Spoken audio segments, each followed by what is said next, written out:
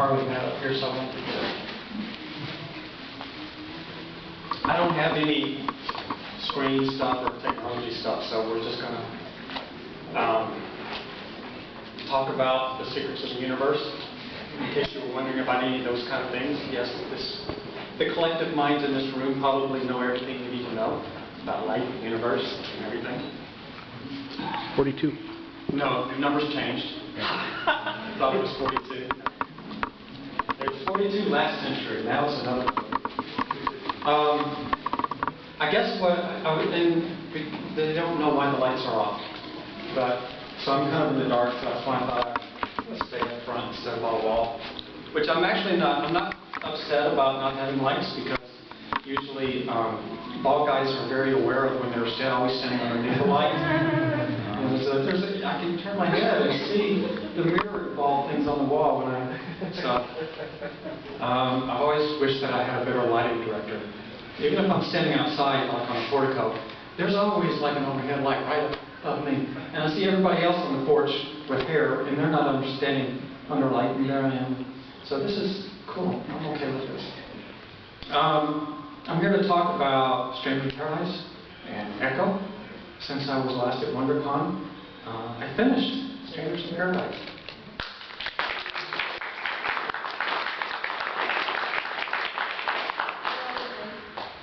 And I know that I hope I don't sound presumptuous in saying this, because I do not mean to have any sort of star-crossed comparison, but I was very aware that J.K. Rowling was finishing her series. So while we were going through similar experiences at home, she was the one in all the print media, and I was reading about her side of it. And, you know, everybody was interested in how it felt for her to finish this thing that she'd been working on for 15 years and publishing for 9 of it or whatever. How does it feel for you, Gary? It felt a whole lot like J.K. Rowling. You read her interviews, and that's pretty much what it felt like, except that I didn't get to finish in a hotel room in Scotland and then to face the furniture.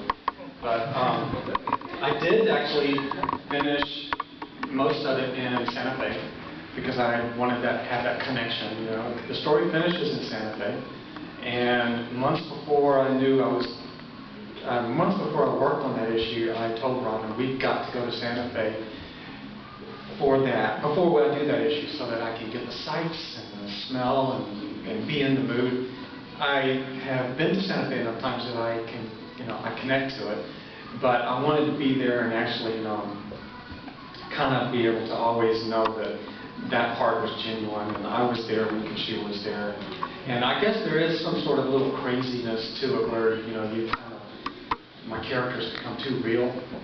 And in my mind, and don't tell my therapist this, but I really do like to think in my mind that Kachu and Francine are now living in this $4 million house just outside Santa Fe.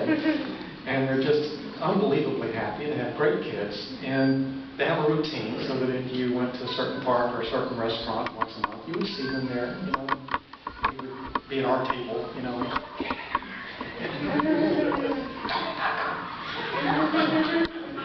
So there they are in the restaurant, and Francine is looking unbelievably prettier than you ever thought she really did in real life, and Kachu's shorter than you thought she was, and God, damn, they're pretty, And so I just very excited about it. It's really hard to let those characters go. In my mind, they're very much alive. It's just that they're done with me. So, and that's okay, I understand. So they finished that series and had my Santa Fe moment. And I drew the last page while we were in this townhouse that we're in. And Robin had known all day that I was working on this page, the last page, where the door shuts. And she asked me like 3 or 4 times a day, "You done yet? You done yet?" I swear it took me like 9 hours to ink that page. I just didn't want to finish it. And then finally I finished it at night, and she came up, took that photograph, and I put that photograph up on my blog. And I can't remember what I did after that. I guess I got a glass of water.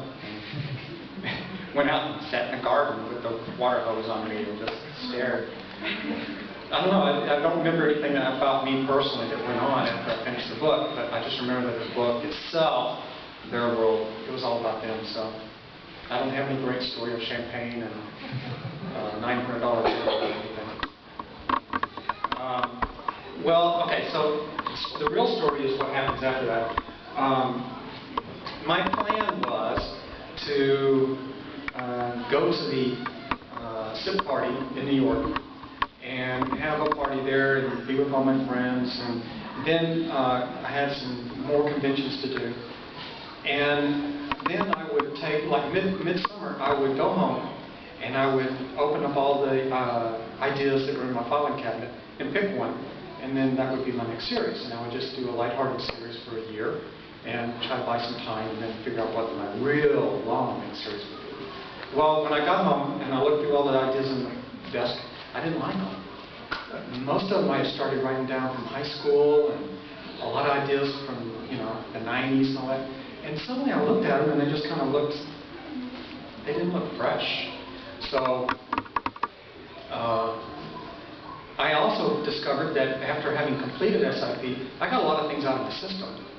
I didn't really need to hammer away at how bad husbands can be anymore, and a lot of those kind of like interrelation issues. And I wanted to talk about other things. I really wanted to be more satirical about America's society at this point in time. I'm really frustrated with government and social trends and the law of physics. I'm very frustrated with the law of physics.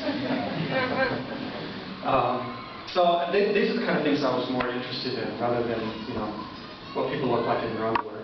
So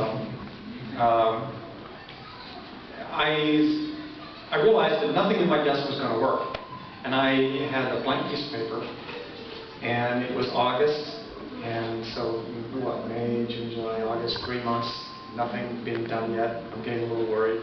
September, nothing being done yet. I'm getting very worried. October, nothing being done yet. Robin's getting worried. And I knew that I was going through this natural, like after you binge work for 14 years and don't do anything else, and then you stop that, there's going to be this fallow period.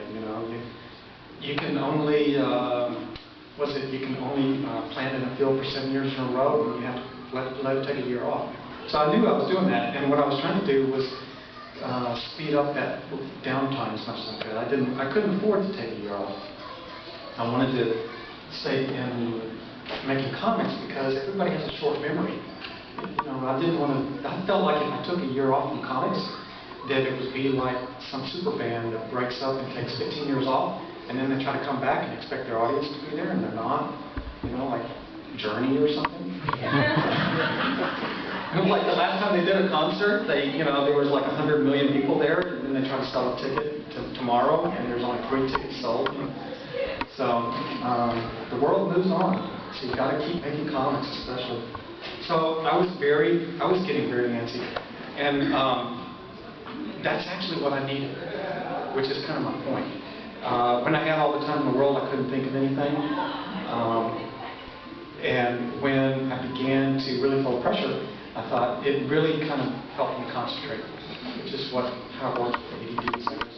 So I sat down with a blank piece of paper and started making sketches of just the woman that I was interested in.